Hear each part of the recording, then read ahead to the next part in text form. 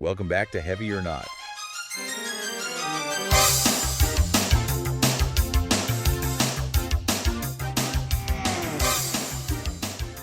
This is a really interesting one. Yeah. It's about sports supplements, and it's based on a presentation that we found Right. from the World Aquatic Federation of Schools and Universities. If you want to check it out yourself, Definitely. you can find the whole presentation, plus like 25 others. That's awesome. Just head over to wafsu.org. Yeah, wafsu.org. And this is just part one Okay. of a 3-part deep dive. So Yeah, right. you want to stick around for all 3 parts. For sure. So what really grabbed my attention about this presentation Okay. was how it takes us beyond just the usual protein powders and energy drinks. Right. We're talking ancient civilizations, historical perspectives. Yeah. The history is fascinating. Yeah, it really makes you think about performance enhancement in a whole new light. It does. I know, right? Yeah. Like, I always thought supplements were a modern thing, Mm-hmm. but apparently our ancestors were way ahead of the game. Cool. One of the first things that jumped out at me was this stat.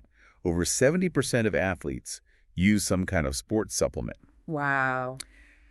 That's a lot of folks looking for that extra edge. It is a huge number. Yeah, and it's not just about bulking up or anything. Right. The reasons athletes use supplements are actually pretty diverse. Yeah, definitely. Some are focused on endurance, others on recovery, Mm-hmm. and some just want to make sure they're getting all the nutrients they need. What do you think, like what is supplement? If anybody can tell, if like voluntary, if somebody know about supplement.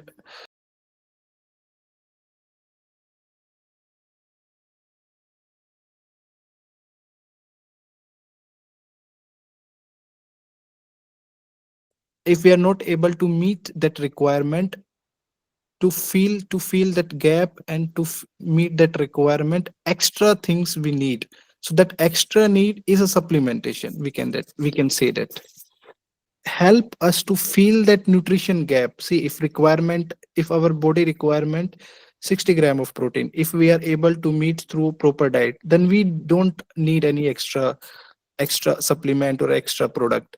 If we are not able to fill that gap, there we need some kind of compound, some kind of food, or some kind of, we can say that anything. It can be a food, it can be a capsule, or it can be a powders, it can be a tonic. So that kind of substance we called as supplements. So they help in recovery and performance implementation. 2 main types of supplements, Right. macronutrients and micronutrients. Yeah. Could you give us the quick and dirty on those? Yeah. So think of macronutrients as the heavy hitters in your diet. Carbs, proteins, and fats. Okay. They're your primary sources of energy and crucial for building and repairing muscle. Right. So that's where your protein powders come in. Whey, casein, plant-based options, all those sorts of things. Yeah. Then you've got your amino acids, the building blocks of protein, Okay. which can help speed up muscle recovery and growth. And of course, we can't forget creatine, Right. which is popular for those short bursts of intense activity like weightlifting or sprinting. So if I'm hitting the gym hard, creatine might be my new best friend. It could be. But remember, it's all about finding what works best for your specific goals and training regimen. Okay. Now, on the other side, you have micronutrients. Okay. These are your vitamins and minerals. Right. Think things like electrolytes, which are essential for hydration, especially during intense workouts. Okay. And don't underestimate the power of magnesium. Okay. Ever get those painful muscle cramps? Oh, yeah. Magnesium can be a lifesaver. Okay, so macros are the building blocks. Yes. And micros are the support system. Exactly. Makes sense. The presentation dives into the world of natural alternatives, like stuff ancient civilizations used. Right. No protein shakes back then. Exactly. Right. Think herbs, roots, specific foods, nature's own performance enhancers. For example, the ancient Egyptians swore by garlic and honey for strength and endurance. The Greeks and Romans were all about herbal extracts. Wait, hold up. What kind of herbal extracts are we talking about here? Like stuff you could find in your spice rack. Some of them, actually. Things like ginseng for energy and turmeric for reducing inflammation. Okay. But it also gets into some more exotic stuff. Remember how we Very talked good. about those ancient civilizations? Yeah. Well, the Vikings had some, let's just say, unique practices. Okay, you've got to spill the beans now. Think hallucinogenic mushrooms before battle. Whoa. They believed it would make them invincible. Whoa, talk about a pre-workout routine. So are you saying we should ditch the protein shakes and raid the spice cabinet? Not exactly, but what's fascinating is how these ancient practices show that the desire to optimize performance is nothing new. Right. And some of these traditional methods are actually backed by modern science. Like what? Give us an example. Well, take beetroot juice. It's been gaining popularity as a natural way to boost nitric oxide, which can improve blood flow and endurance. And guess what? It turns out the ancient Romans were onto something with their love of beetroot. So we've got our modern supplements, we've got ancient wisdom. Right. But are there any downsides to all this performance enhancement? Like, are there risks involved? That's a really important question, and I'm glad you brought it up. Yeah. While supplements can be helpful, it's crucial to remember they're not magic bullets. Right. And there are definitely potential risks. Okay. Overdoing it with supplements, especially without proper guidance, can lead to problems like kidney damage or hormonal imbalances. Oh, wow. It's not something to take lightly. Yikes. That's scary. What about contamination? Yeah. I've heard some horror stories about supplements containing things they shouldn't. That's another valid concern. Okay. The supplement industry isn't as strictly regulated as pharmaceuticals, so there's always a risk of contamination or products containing ingredients not listed on the label. Oh, no. In fact, the presentation cites a study that found 1 in 5 sports supplements contained banned substances. Oh, wow. Not exactly what you want when you're trying to improve your performance. Definitely not. I know. So how do we navigate this whole world of supplements safely? Yeah, that's the big question. What can our listeners do to protect themselves? One of the biggest things you can do is look for third-party testing and certifications. Okay. Organizations like NSF Certified for Sport or Informed Sport, they test supplements for banned substances and verify that what's on the label is actually in the product. So those certifications are like a seal of approval, a way to know you're getting a quality product. Exactly. They're not foolproof, but they're a good indicator that the company has taken extra steps to ensure quality and safety. This is all incredibly helpful. It sounds like choosing supplements wisely is just as important as choosing the right supplements in the first place. What are some of the most popular herbal supplements athletes are using these days? Okay. And what benefits can they expect? Well, one of the stars of the show is ashwagandha. Oh, It's how? an adaptogen, Uh-huh. which basically means it helps your body deal with stress. Okay. It's been used for centuries in Ayurvedic medicine. Right. And it's known for supporting muscle recovery, boosting endurance, Okay. and helping athletes manage the mental and physical demands of training. Ashwagandha. Yeah. I've definitely heard that one buzzing around the gym lately. Yeah, it's So if I'm feeling stressed out and my muscles are screaming from yesterday's workout, ashwagandha. It could be worth exploring. Now, another powerhouse in the herbal world is rhodiola. Okay. It's also an adaptogen, but it's known for its energizing effects, fighting fatigue, Okay. and sharpening mental focus. So if I'm dragging myself to the gym after a long day, Right. rhodiola might be the kick in the pants I need. It could give you that extra edge for sure. Okay. And then there's ginseng, a classic herbal remedy for boosting energy and cognitive function. It's been used for ages to combat fatigue and enhance stamina. Okay, so we've got ashwagandha for stress, Yes. rhodiola for energy, Right. and ginseng for stamina. What other herbal all-stars does this presentation highlight? Let's see. I'm feeling like I need to stock up my pantry. There are a few others worth mentioning. Okay. Turmeric, for example, is a superstar when it comes to fighting inflammation. Green tea extract is known for its metabolism-boosting effects. And fenugreek is often used to support testosterone levels and aid digestion. Wow. It's amazing how nature provides this whole arsenal of tools I know, right? to support our health and performance. Yeah. But with so many options, Yeah, how do we know which herbs are right for us? that's a great question. It can feel a little overwhelming, to be honest. It can be a lot to take in. Yeah. Pre-workout energy and focus. Okay. It recommends beetroot juice about 90 minutes before training and green tea extract about 30 minutes before. Okay.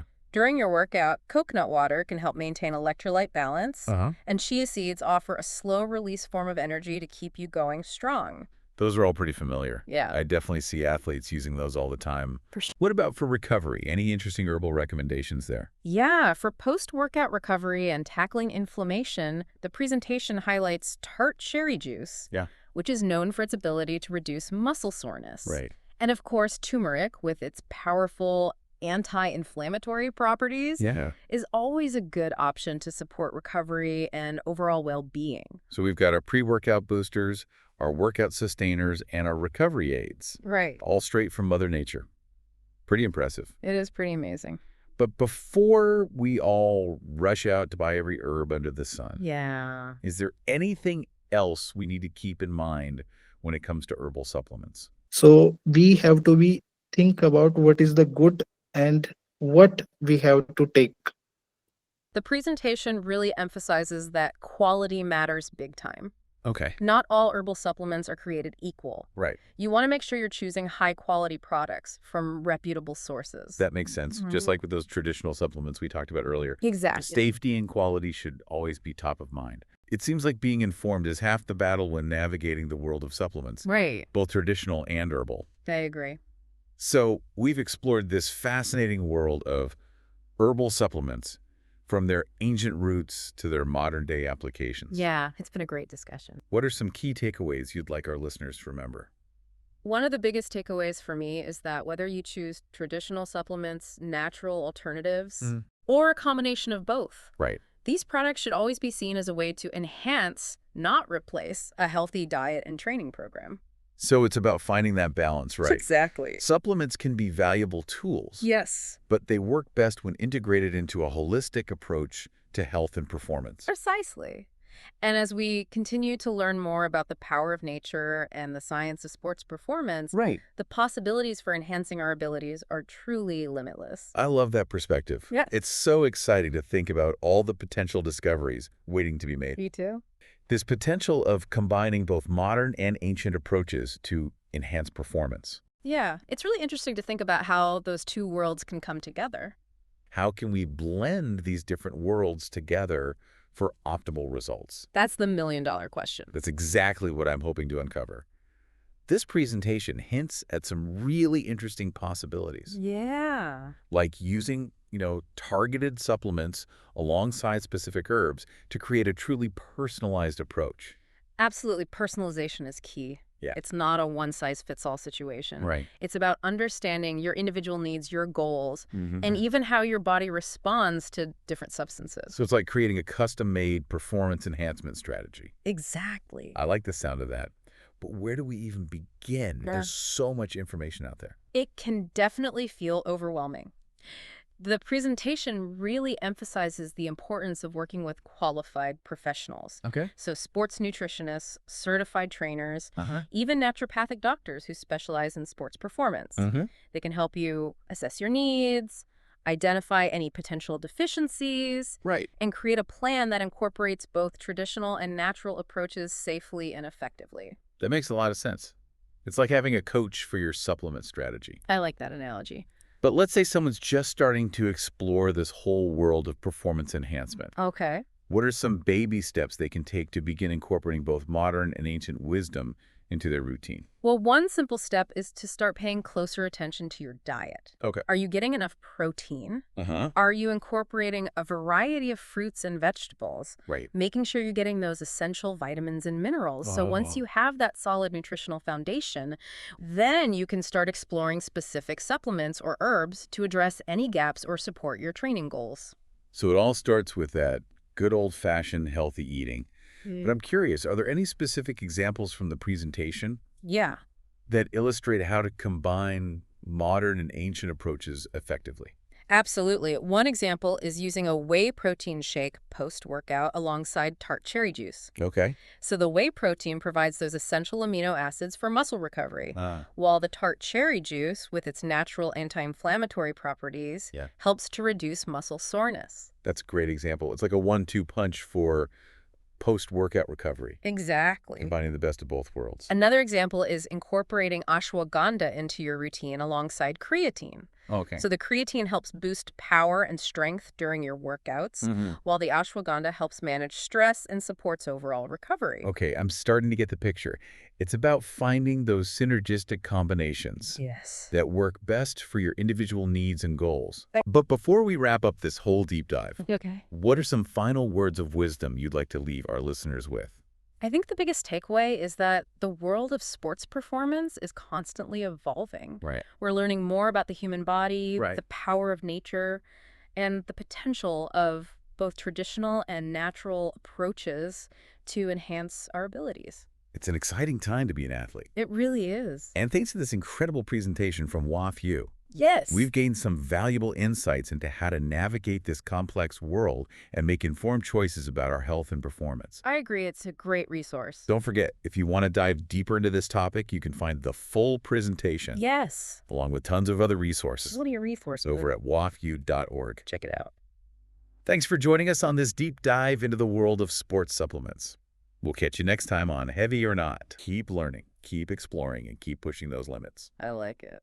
And remember, you can find this full presentation along with loads more over at wayfuu.org. Definitely check it out. Definitely check it out.